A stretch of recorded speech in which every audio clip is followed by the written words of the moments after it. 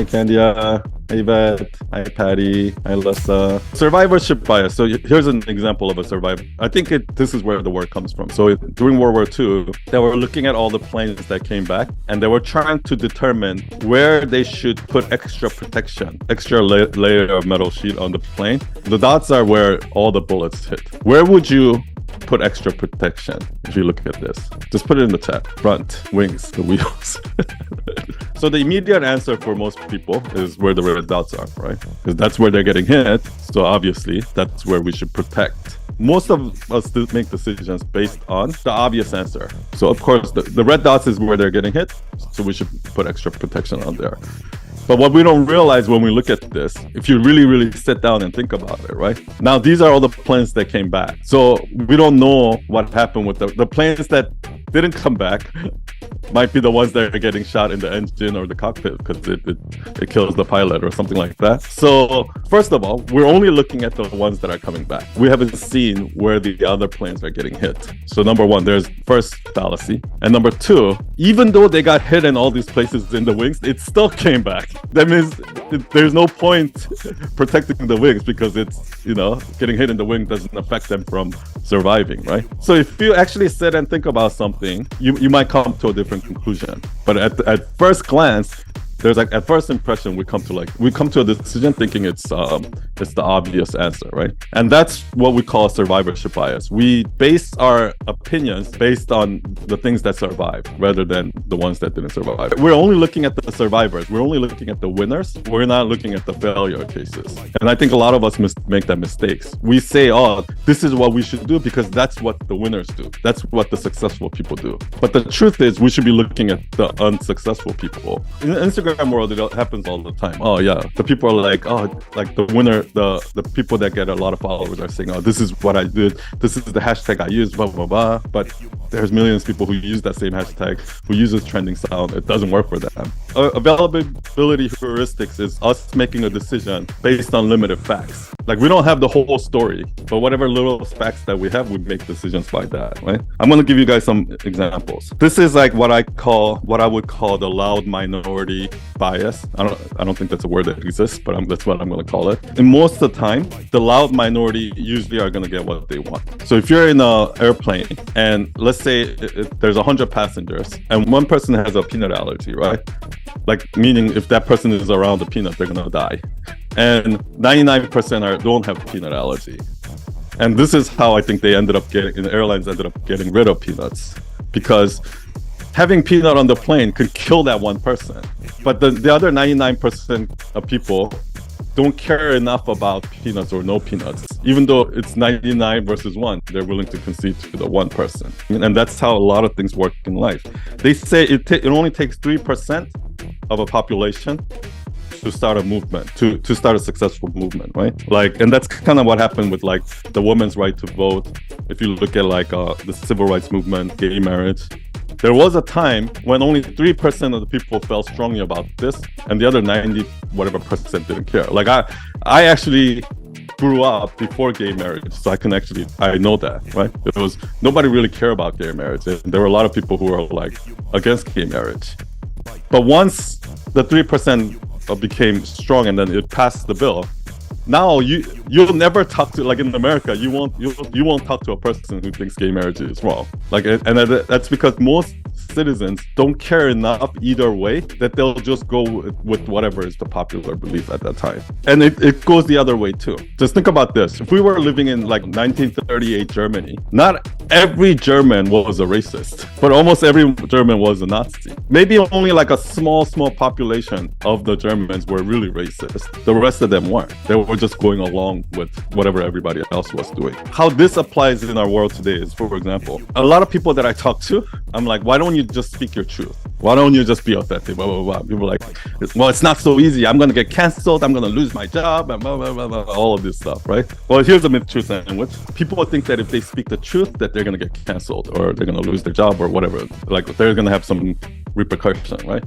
But Joe Rogan is like the most canceled person on the internet, and he is the #1 podcast in the world. And the reason why is because it's exactly what I said. A lot of times when we hear the word canceled, like when we see a celebrity get canceled, or when we see, like I think right now Jimmy Fallon is getting a lot of like heat because he said he treated his employees wrong. It was a toxic work environment or something like that. It's the loud minority that make it seem like that's what we think everybody feels. But the truth is that's not how everybody feels. What you see on Twitter, what you see on social media is not the truth. What it is actually the loud minority. And a lot of times we tend to make decisions based on the loud minority. So if a few number of people complain so much, we'll actually concede to them, right? Whereas then Joe Rogan just didn't care, right?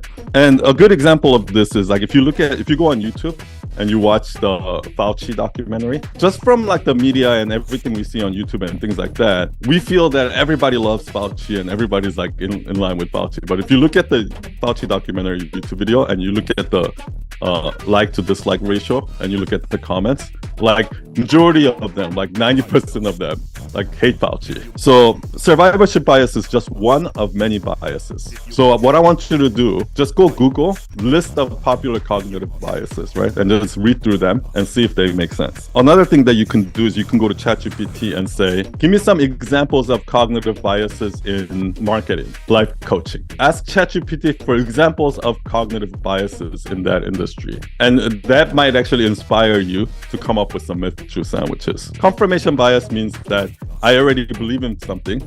Therefore, I'm constantly looking for something that's going to confirm my belief already, right? And I'm ignoring all the data that goes against my belief or something like that. Also happens because of what's called filter bubble or echo chambers, and it happens on social media because based on what you watch and what you like, the algorithm is going to suggest more things like that to you. So we get into this like bubble, right? So a good example is like this. So a lot of people in my industry, like a lot of marketers say you need to have funnels, you need to do free webinar, and then you need to get them to a sales page, and then you need to upsell.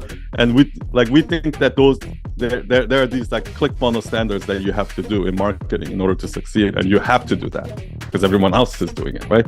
And we believe them, right? Because our confirmation bias, we see that. We see all the other coaches that are doing that, all the other course creators are doing that. Everybody selling the informational products are all doing that. So we're like, oh, we need to do that. But that's because we're in our bubble. Just think about this, right? So that's the myth. Like we need to do all of these funnel and these marketing tactics in order to succeed in our business. That's the conventional truth. That's what we believe. That's the myth we believe. Now here's the universal truth. I want you to look around your room right now. Just look around your house and look at all of the products or all the services that you've purchased in your life. How many of them have you purchased because of a funnel, webinar, or some sales page? And how many of them you purchased because you actually believe in the brand, you trust the brand, you like the brand, or somebody told you about it? The truth is most of the world doesn't run on funnels. Nobody bought a Tesla because of funnel. You didn't go to your doctor because of a funnel. You didn't hire your accountant because of a funnel. So that's an example of a confirmation bias.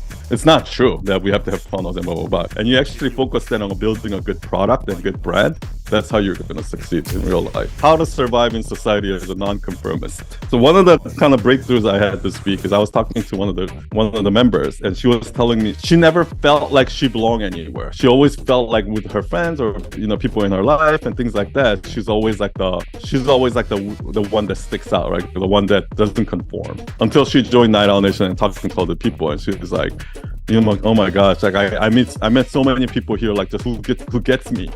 Who I connect with in that way. And I've had similar experiences here. It's so crazy how in the past year and a half through this community, I've met people that I'm more connected with, I feel a stronger relationship with than some people that I've known in my whole life. I think it's because, this community tends to attract the non-conformists, the rebels, the people that are different, that doesn't quite fit in society, right? That doesn't quite agree with everything that the society is telling us. And I think that's kind of like what Night Owl Nation really is, right? I'm trying to help people like us kind of critically think through our thoughts, talk to each other about it, and try to solidify our beliefs, our opinions, so that we can become confident in them. It's kind of like if I'm in a group of friends that just don't get me at all, and I'm talking about these things, they're just gonna be like, shut up, son.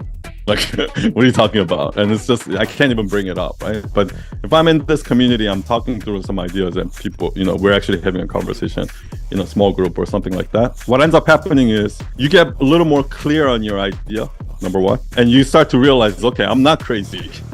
I'm not the crazy one here. There are other people out there that think like me. And you become more confident in the idea. So then now you can go back into the real world, be more confident in saying those things, right? So I'm going to talk through some tips. So number one is looking for answers in your own life and not through books, some YouTube videos, some online courses, something like that. We're always searching for these answers. So when you do this myth-truth sandwiching, a lot of times what we try to do is we try to debunk a conventional truth. So whenever I say conventional truth, that's a myth, okay? We try to debunk a conventional truth with another conventional truth. And we're kind of taught to do that. We're looking at this thing, and then we're looking at other answers out there through books, and then we try to debunk this with this. But all we're doing is we're just debunking somebody else's idea with another idea from somebody else. That's all we're doing. What we want to do is we want to debunk somebody else's idea with our own ideas. Something that we've experienced ourselves, our truth. Universal truth, it can also be our truth. And in order to do that, you had to have the aha moment yourself. Whenever you're doing this myth-truth sandwich, go back in your life and think about these little aha moments or these interesting moments where you're like, oh, I used to believe in this, but now I believe in this kind of thing. What are those things that you used to believe that you now no longer believe or something like that? And try to start there rather than trying to like just come up with the myth-truth sandwich. Try to start with the experience that you've had and then see if you can reverse engineer it. If you debunk a myth with another myth that somebody else said, most people are just gonna be like, oh, I knew that already. Okay, tip number 2, trying to non-conform is conforming. I heard this like in my 30s. That really hit me. If you're not a socialist by the time you're 20, you don't have a heart. If you're not a capitalist by the time you're 40, you don't have a brain. And I'm like, oh my gosh, that's so me. Because when I was in my 20s, when I was in my early 20s, I was all like socialist. I wore this Che Guevara shirt.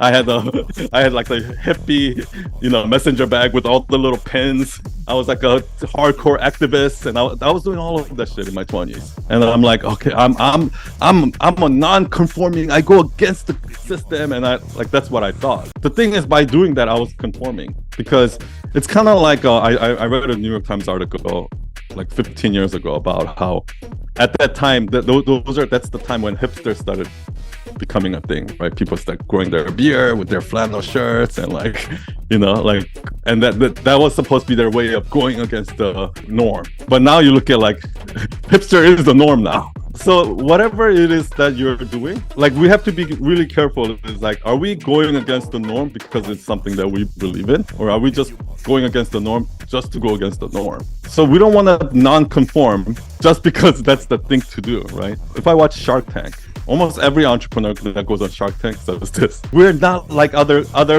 businesses that does the same thing. They do it that way and we do it this way. And then like when I hear that, I'm like, it sounds like you do the same exact thing. And another example is like I'll go on a date. When I was younger, when I would go on dates, like a lot of girls say this. It's like, oh, I'm not like other girls. I'm like, every girl tells me that.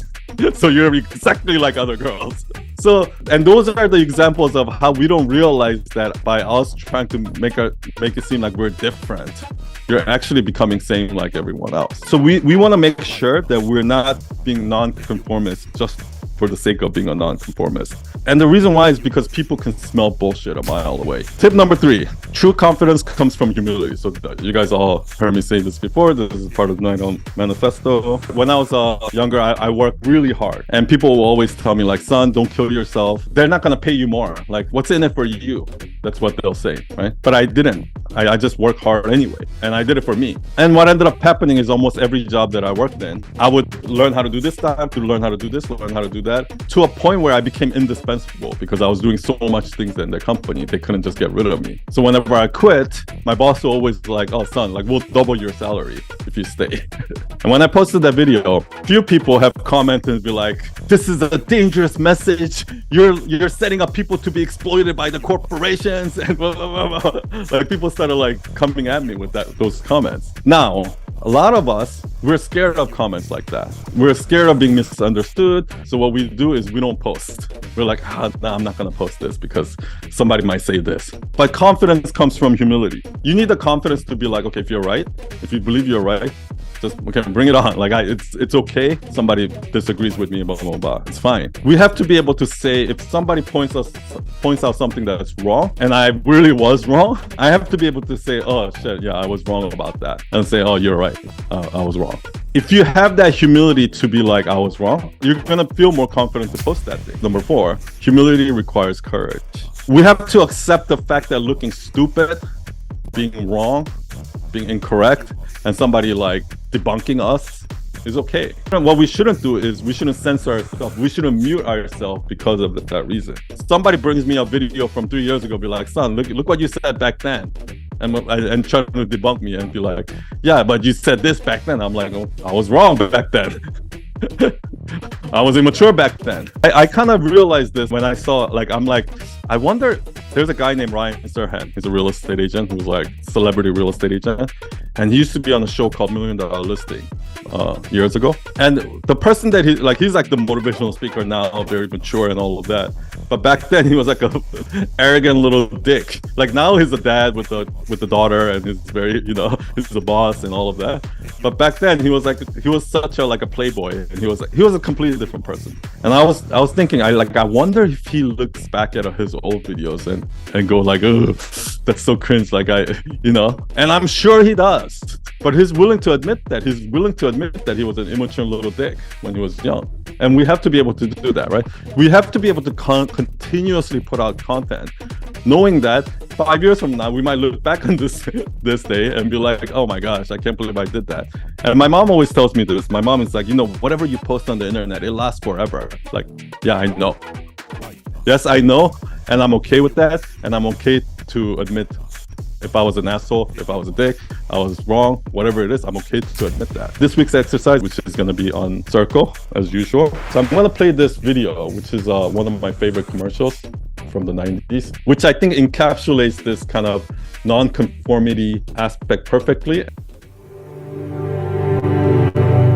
Here's to the crazy ones, the misfits, the rebels, the troublemakers, the round pegs in the square holes, the ones who see things differently. They're not fond of rules, and they have no respect for the status quo.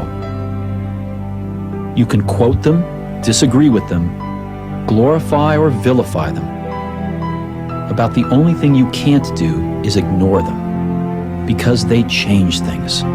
They push the human race forward. While some may see them as the crazy ones, we see genius. Because the people who are crazy enough to think they can change the world are the ones who do.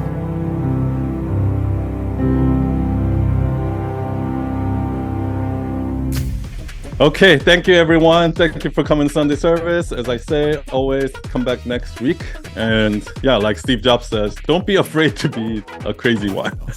The crazy ones. Let's all be the crazy ones. Bye everyone. Bye. Bye. Thank you. Bye. Bye. Thank you. Goodbye. Bye. Bye. Bye Cynthia. Bye Laura. Nice to be Bye. Thank Bye you so Suzanne. much. Bye Britt. Bye everybody.